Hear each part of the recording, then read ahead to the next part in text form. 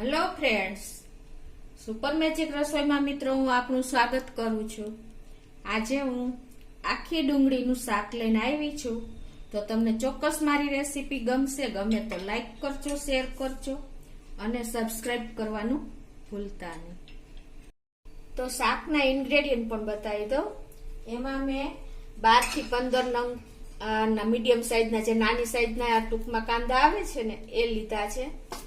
અડધી વાટકી સિંગ છે, અડધી વાટકી ગાંઠિયા છે અને 7 થી 8 મરીના દાણા છે, 4 થી 5 લવિંગ છે અને સૂકા મસાલામાં તજ છે। મિત્રો આટલા ઇન્ગ્રેડિયન્ટ છે। અને બીજું કે આપણે 3 ટેબલ સ્પૂન કિસમિસ છે, 10 થી 12 નંગ કાજુ છે, 1/4 કપ આપણે તલ છે અને ગોળ છે 2 થી 3 ટુકડા એટલે કે 2 ટેબલ સ્પૂન જેવો, ગરમ મસાલો છે, ધાણા ભાજી છે અને 250 ગ્રામ ટમેટાની મેં પેસ્ટ કરી લીધી છે અને 1 મરચું અને 1 ઇંચ આદુનો ટુકડો અને 6 થી 7 કળી લસણ છે અને તેલ જોશે। મિત્રો આટલા ઇન્ગ્રેડિયન્ટ અને રૂટીન મસાલા ટૂંકમાં આટલા ઇન્ગ્રેડિયન્ટ આપણે આખી ડુંગળીનું શાક બનાવવા માટે જોશે। તો હવે આપણે બનાવવાનું ચાલુ કરીએ। તો પહેલા તો મિત્રો આપણે કાંદાના ઉપરના જે સ્કિન હોય છાલ એ ઉતારી લેશું। એમાં પણ જો આપણે ઉપરથી ડંઠલ પૂરી નથી કાઢવાની, નહીતર તમારો કાંદો જ્યારે આપણે બનાવશું ને ત્યારે છૂટો પડી જશે। એટલે આ રીતે તમારે એને ઉપરની છાલ જ છોતલા જ કાઢવાના છે। જો આ ડંઠલ તમે અલગ કરશો ને તો આપણે જ્યારે આ ડુંગળી ફ્રાય કરવાની છે ત્યારે એ છૂટી પડી જશે। એટલે તમે ખાસ આ રીતે નોટ કરજો। તો આ રીતે જો મેં બધી ડુંગળી સમારી લીધી છે, છાલ ઉતારી લીધી છે। હવે આપણે આ જે સિંગ લીધી છે ને અડધી વાટકી, એને આપણે મિક્સર જારમાં દરદરો પાવડર બનાવી લેશું। તો જો આ રીતે આપણે પાવડર કરી લીધો છે સિંગનો।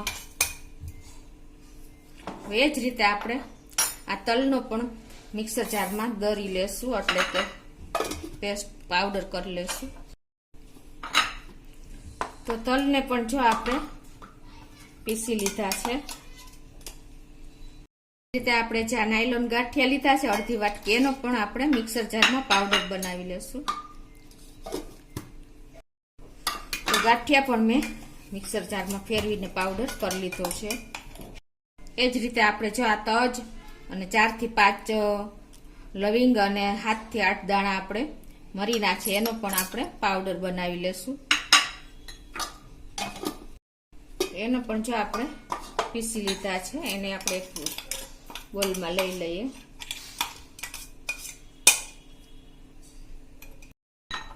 એ જ રીતે આપણે આ એક મોરું મરચું મેં લીધું છે એ અને 1 ઇંચ આદુનો ટુકડો લીધો છે ને 7 થી 8 કળી આપણે લસણની છે, આની પણ આપણે ફાઇન પેસ્ટ કરી લેશું। તો જો આપણે આદુ મરચાની પણ પેસ્ટ કરી લીધી છે। હવે આપણે ગેસ ઓન કરીને એક પેનમાં આપણે તેલ મૂકી દેશું। 4 થી 5 ટેબલ સ્પૂન જેવું આપણે તેલ લેશું। તો આપણું તેલ ગરમ થઈ ગયું છે, એમાં આપણે આ 3 ટેબલ સ્પૂન જેવી જે કિસમિસ લીધી છે એટલે કે સૂકી દ્રાક્ષ એ તરી લેશું। એકદમ સ્લો ફ્લેમ ઉપર જ આપણે તરવાની છે, ન હોય તો પણ આ એકદમ ઓપ્શનલ છે મિત્રો।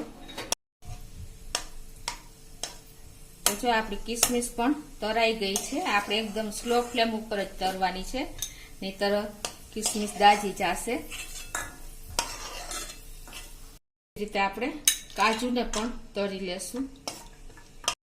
કાજુ પણ ઓપ્શનલ જ છે, તમે ન લેવા હોય તો પણ ચાલે। કાજુ પણ આપણા રોસ્ટ થઈ ગયા છે હલકા એવા। આમાં આ જે ડુંગળી સમારી છે ને એ પણ સાંતળી લેશું મીડિયમ ફ્લેમ ઉપર। આ રીતે આપણે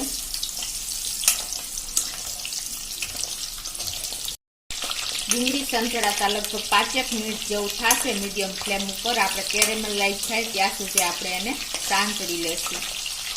મિત્રો જો આ સ્ટેજે તમે ડુંગળીને ઉપરનો ડંઠલ એટલે કે જે ઉપરનો ટોપનો ભાગ છે ને એ તમે વધારે કાપી નાખ્યો હશે ને તો આ સ્ટેજે તમારી ડુંગળી છૂટી પડવાની શક્યતા રહે છે, એટલે તમે ખાસ આ નોટ કરજો। તો જો આપણી ડુંગળી એકદમ કેરેમલાઇઝ થઈ ગઈ છે। તો તો હવે એને આપણે લઈ લેશું. મિત્રો તમે આવી રીતે ફ્રાય ન કરવી હોય તો તમે સ્ટીમ કરીને પણ કાંદાનું શાક, આખી ડુંગળીનું શાક બનાવી શકો છો. તો તેને તમારે વરાળે બાફી લેવાના અને પછી તમારે એને જે રીતે ઉપયોગ કરતા હોય એ રીતે કરી લેવાનું.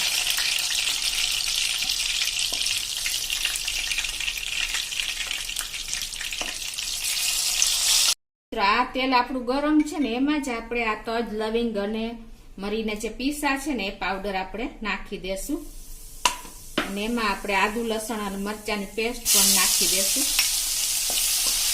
આને હવે 1 મિનિટ આપણે સાંતળી લેશું.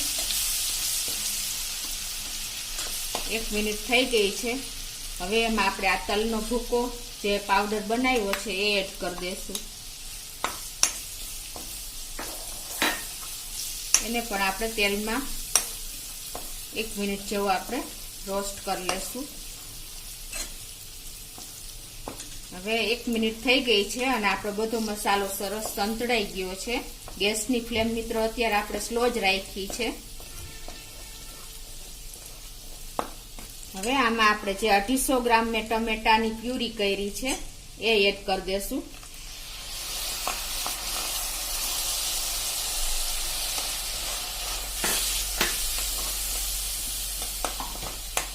અને અત્યારે હવે આપણે ગેસની ફ્લેમ મીડિયમ કરી નાખશું અને આને આપણે તેલ છૂટું પડે ત્યાં સુધી આપણે આને ઢાંકીને થાવા દેશું.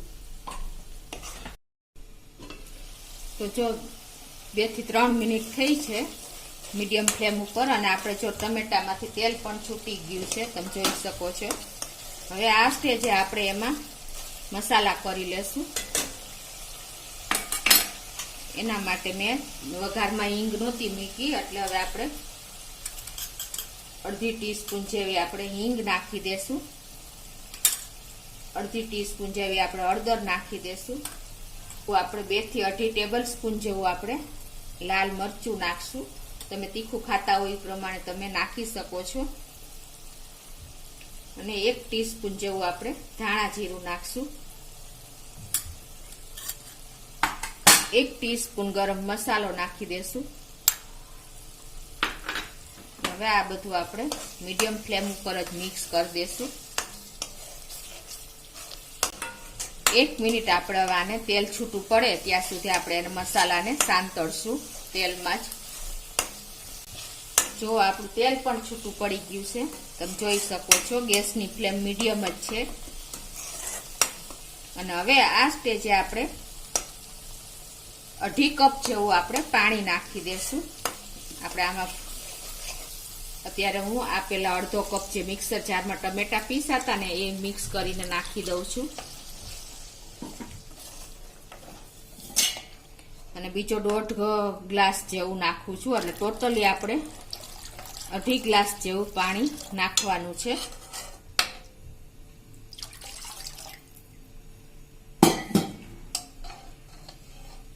હવે આને આપણે થોડીક જરાક ઉભરો આવવા દેશું, એટલે કે બોઇલ થવા દેશું. તો આપણે જો આ સેજ બોઇલ આવ્યો છે ત્યાં આપણે હવે આ જે મગફળીનો ભૂકો કર્યો તો એ નાખી દેશું અને ગાંઠિયાનો ભૂકો નાખી દેશું. અને આપણે કિસમિસ અને કાજુ તૈયાર હતા એ પણ આમાં નાખી દેશું અત્યારે.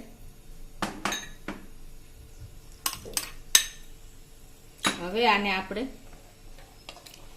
એક ઉભરો આવે ત્યાં સુધી આપણે એનું ઉકળશે એટલે આપણે અંદર કાંદા એડ કરી દેશું. તો જો આપણે સેજ ઉકળી ગયું છે તો આ સ્ટેજે હવે આપણે મીઠું નાખી દેશું. 1.5 ટીસ્પૂન જેવું તમારા ટેસ્ટ એકોર્ડિંગ તમે નાખી શકો છો. તમે ટમેટા જ્યારે ખાતા હતા ત્યારે પણ તમે નાખી શકો છો. હવે 3 થી 4 મિનિટ થઈ અને આપણે જો એકદમ ઉકળી ગયું છે.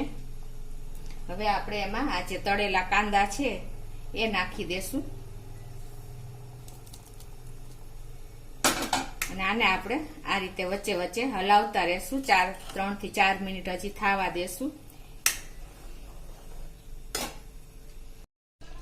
તો આ રીતે આપણે 4 થી 5 minute slow to medium flame ઉપર જ આપણે રાખશું અને વચ્ચે વચ્ચે હલાવતા રહેશું, નહીં તો તળિયે બેસી જશે.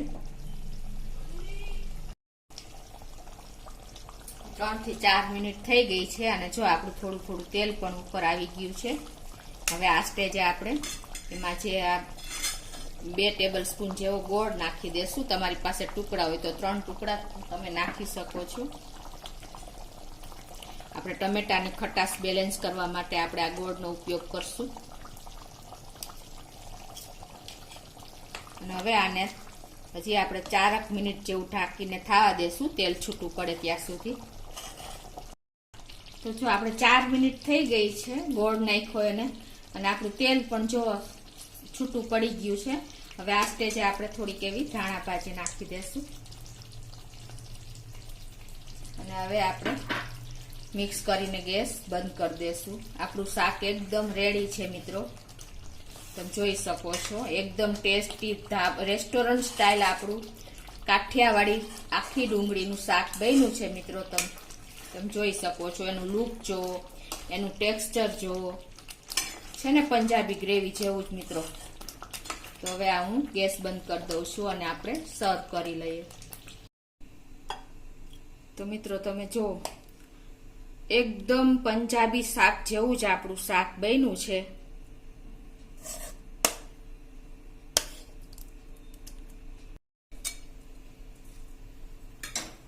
તો મિત્રો આપણે ધાબા સ્ટાઇલ એકદમ કાઠિયાવાડી આખી ડુંગળીનું શાક તમે જોઈ શકો છો. કેટલું મસ્ત લુકમાં દેખાય છે મિત્રો. તો તમે ચોક્કસ, અને આ શાક આપણે રોટલી, રોટલા, પૂરી, પરોઠા કોઈ પણ સાથે તમે લઈ શકો છો મિત્રો, લંચ કે ડિનરમાં.